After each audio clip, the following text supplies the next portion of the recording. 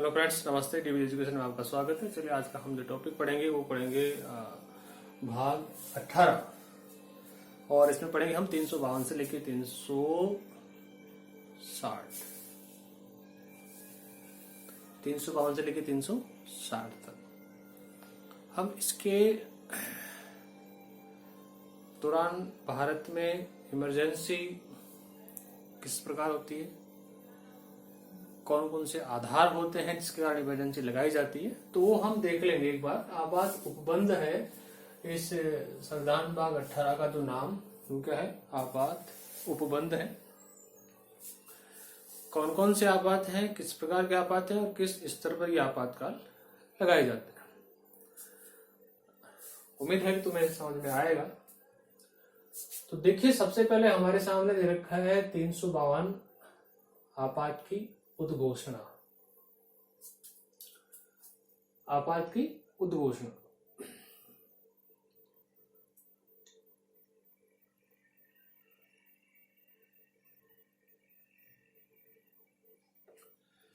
अब देखिए, आपात की उद्घोषणा है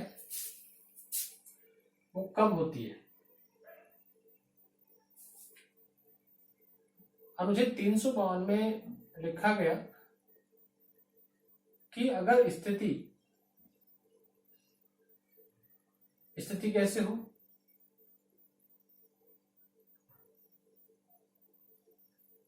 राष्ट्रहित में नहीं हो,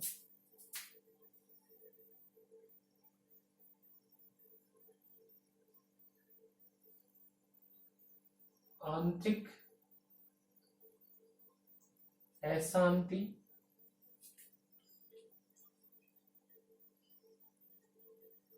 गृहयुद्ध और बाह्य आक्रमण,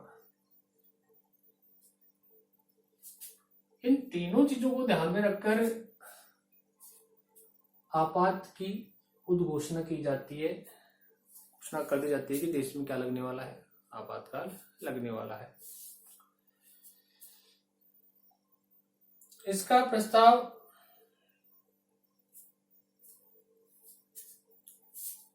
संसद के या कहेंगे जो संसद है उसके द्वारा लिया जाता है, उसमें डिस्कस होता है। फिर उस दौरान ये जो स्थिति है उनके सामने आती है। तो ऐसी स्थिति में राष्ट्रपति को इस चीज के लिए कहा जाता है और राष्ट्रपति राष्ट्रहित में क्या करता है, आपातकाल की घोषणा करता है। ठीक है, किसमें? अनुच्छेद 352। तो हम सीधे सीधे समझ सकते हैं कि अनुच्छेद 352 का प्रयोग करते हुए राष्ट्रपति महोदय प्रधानमंत्री और मंत्रिपरिषद की सलाह से देश में गृह युद्ध की स्थिति हो, आंतरिक अशांति हो जाए या बाहरी आक्रमण हो जाए की संभावना हो, तो ऐसी स्थिति को ध्यान में रखकर देश में आपातकाल लगा सकता है। क्लियर? 352। फिर है 353 उद्घोषणा का प्रभाव। मतलब जैसे ही आपातकाल की उद्घोषणा होती है उसके क्या क्या इफेक्ट सामने आएंगे, वो इफेक्ट वर्णित किए गए हैं 353 में। अब प्रभाव क्या क्या हो सकते हैं, देखें। प्रभावों की हम बात कर लें तो इमरजेंसी लगाने से जो पावर्स हैं, जो शक्तियां हैं, जो राज्यों में बटी हुई होती हैं, जो राज्यों में बटी हुई हैं, उन सब का क्या हो जाता है, केंद्रीयकरण हो जाता है। मतलब ये हो गया इसका कि इस आपातकाल के दौरान सारी शक्तियां किसके अधीन हो जाती हैं, केंद्र के अधीन हो जाती हैं। मतलब अब राज्य अपनी शक्तियों का प्रयोग अपने स्तर पर नहीं कर सकते। सारा काम कौन देखता है? केंद्र देखता है। मतलब दादाजी के पास सारी पावर चली जाएंगी। अब जितने नीचे वाले स्तर के हैं वो सिर्फ क्या करेंगे, खेल देखेंगे, तमाशे देखेंगे। ठीक है। फिर 354 दे रखा है विद्यार्थियों, उद्घोषणा प्रवर्तन में है तो राजस्व के वितरण संबंधी उपबंधों का लागू होना। कहने का मतलब ये है, इसमें ये बताया गया है कि उद्घोषणा लागू हो जाती है तो ऐसे समय में जो राजस्व एकत्रित किए जाते हैं उनके जो उपबंध हैं वो सारे के सारे कहां चले जाएंगे, केंद्र के पास चले जाएंगे। मतलब ये हो गया कि मान लीजिए 6 महीने के लिए आपातकाल लगता है,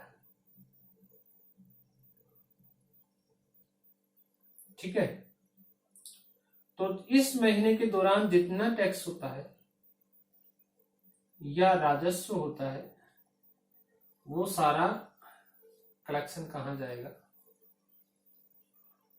सेंटर में जाएगा। क्लियर बात। हम इसे और भी इजी वे में समझे तो कह सकते हैं कि उद्घोषणा के परिवर्तन होने में, उसके लागू होने के दौरान राजस्व के वितरण संबंधी उपबंध जो है वो क्या हो जाते हैं, लागू हो जाते हैं। मतलब राजस्व जो एकत्रित होता है उसको बांटने की जो प्रक्रिया है उसके सारे उपबंध लागू हो जाते हैं। 355 बाह्य आक्रमण में आंतरिक अशांति से राज्य की संरक्षा करने का शंका कर्तव्य। मतलब ये हो गया कि राज्यों से सारे पावर्स कहां चले जाएंगे, केंद्र में चले जाएंगे। ठीक है। अब केंद्र में चले गए तो अब जिम्मेदारी किसकी बढ़ेगी, केंद्र की बढ़ेगी।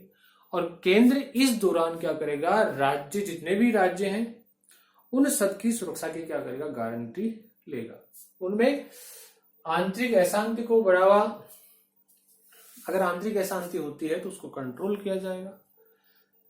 कहने का मतलब वहां की संरक्षा का काम, उसकी रक्षा करना किसका कर्तव्य बन जाएगा, संघ का कर्तव्य बन जाएगा। ठीक है। संघ में से किसका नाम, केंद्र का। ये तो क्लियर हो गया। अनुच्छेद 352 कौन सा हो गया, अनुच्छेद 352। ठीक है। राष्ट्रपति के द्वारा उन 3 ही वो लगाए जाते हैं जो हम पढ़ रहे हैं। 352 हमने क्लियर किया। इसके अंतर्गत हमने पढ़ा कि देश में गृह युद्ध की स्थिति उत्पन्न हो जाए या कहें कि आंतरिक अशांति या कि बाहरी आक्रमण जैसी स्थिति उत्पन्न होती है तो उस दौरान राष्ट्रपति, प्रधानमंत्री और मंत्री परिषद सलाह से देश में क्या लगा सकता है, आपातकाल लगा सकता है। क्लियर, समझ गए? तो चलो फिर आगे चले। फिर आता है अनुच्छेद 356। ये कह रहा है राज्यों में संवैधानिक तंत्र विफल होने पर। इसका हम एक सिस्टमेटिक ढंग से इसका अर्थ निकालें तो राज्यों में संवैधानिक तंत्र विफल बहुत ही कम होता है। इसके पीछे सबसे बड़ा जो तर्क है, या कहें कि ऐसी स्थिति में अगर राज्यों में ये आपातकाल लगाया जाता है तो सामने निकल के यह आता है कि जो केंद्र है और जो राज्य है, केंद्र में सत्ता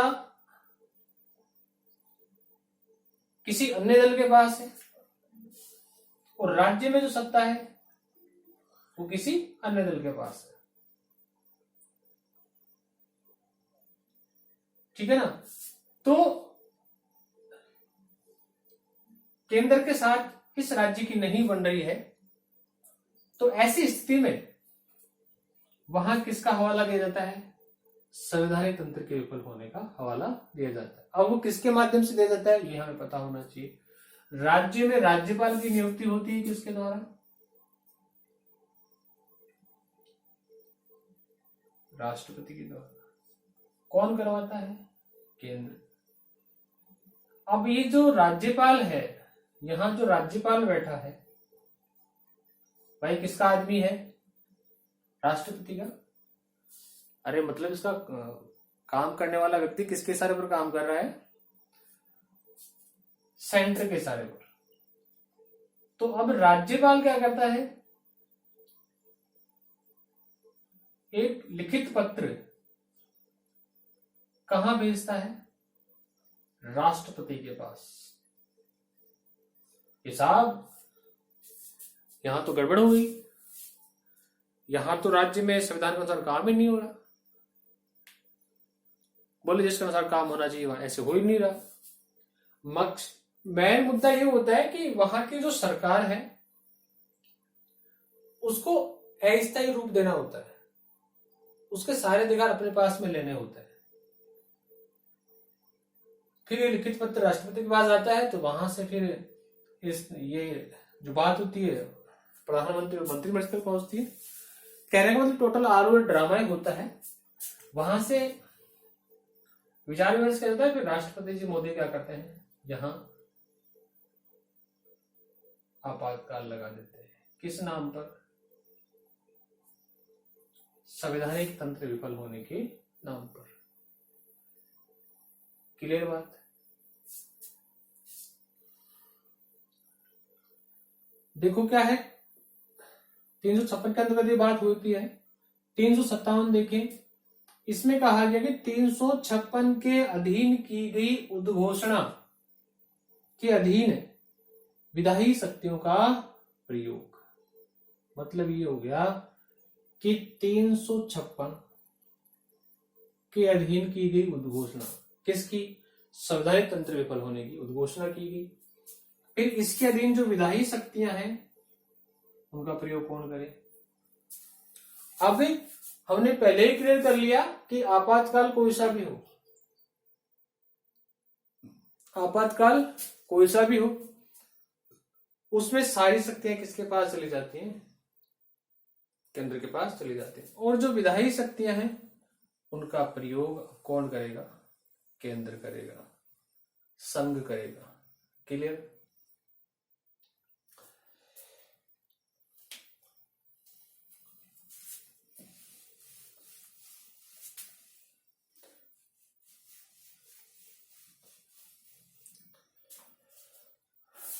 आगे देखते हैं अनुच्छेद 358 आपात के दौरान अनुच्छेद 19 के उपबंधों का निलंबन। अनुच्छेद 19 के उपबंधों का निलंबन।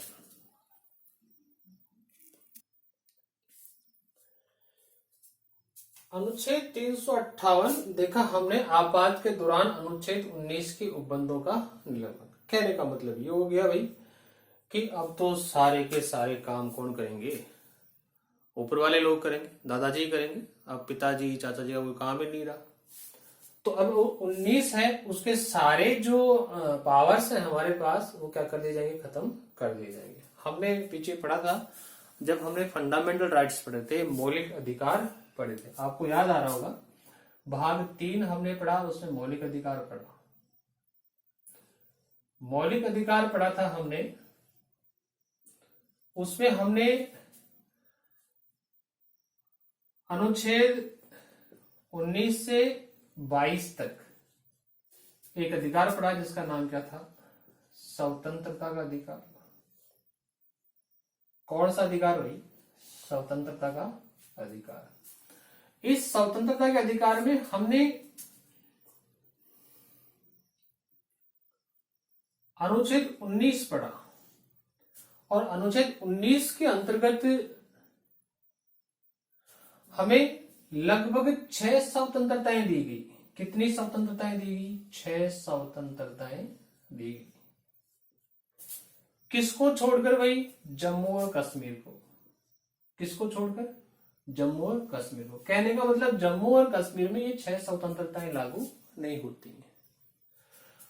अब 6 स्वतंत्रताएं हैं, उनमें से कुछ नाम हम देखें तो प्रेस की स्वतंत्रता कुछ नाम है जो मैं राइट डाउन कर देता हूं। प्रेस की स्वतंत्रता।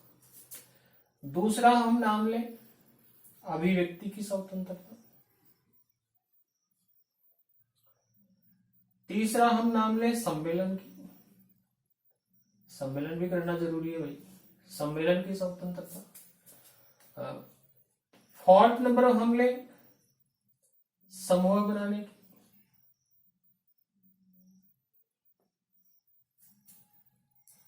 ठीक है।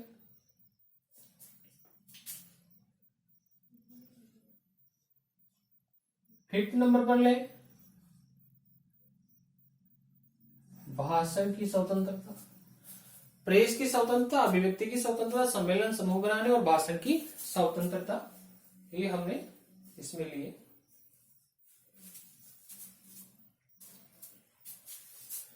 इसके अलावा ये दोनों चीजें सेम है।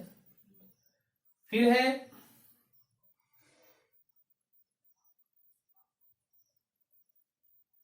झंडा फहराने की स्वतंत्रता,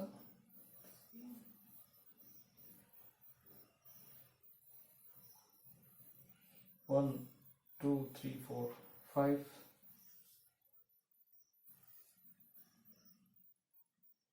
झंडा फहराने की स्वतंत्रता कितने हुई, 5 हुई।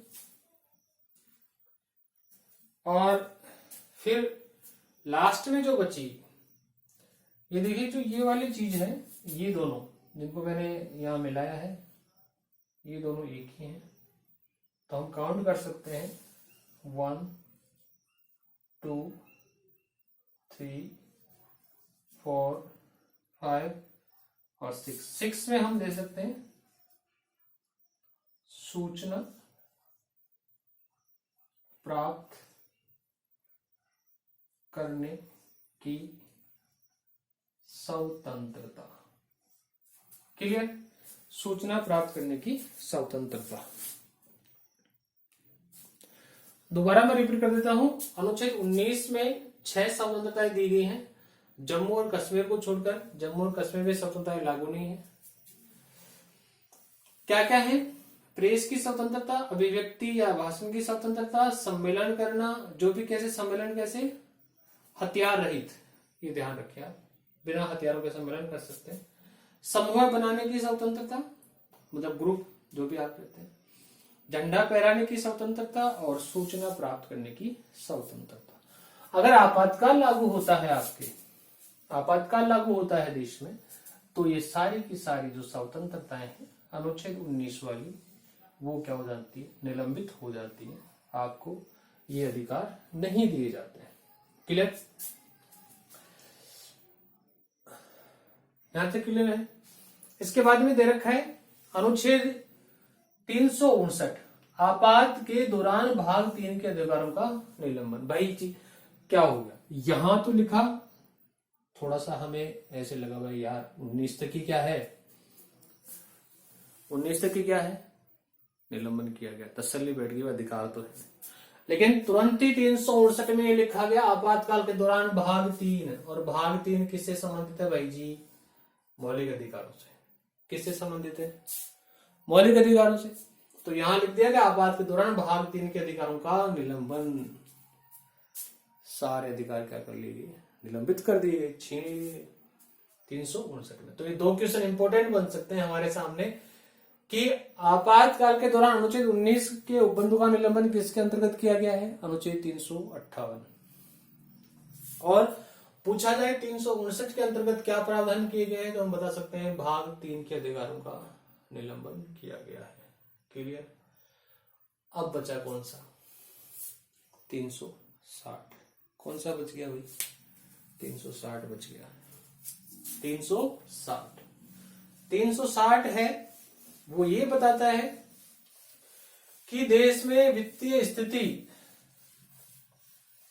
खराब हो जाए, तो ऐसी स्थिति में देश में क्या लगता है, वित्तीय आपातकाल लगता है। और वित्तीय आपातकाल कब लगता है,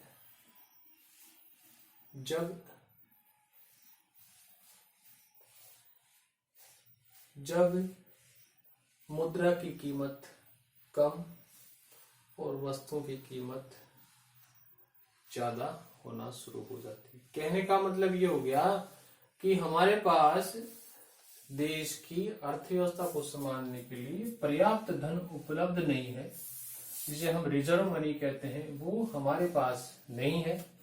तो ऐसी स्थिति में देश में क्या लगाया जाता है भाई, 360 का प्रयोग करते हुए वित्तीय आपात के उपबंध लागू किए जाते हैं।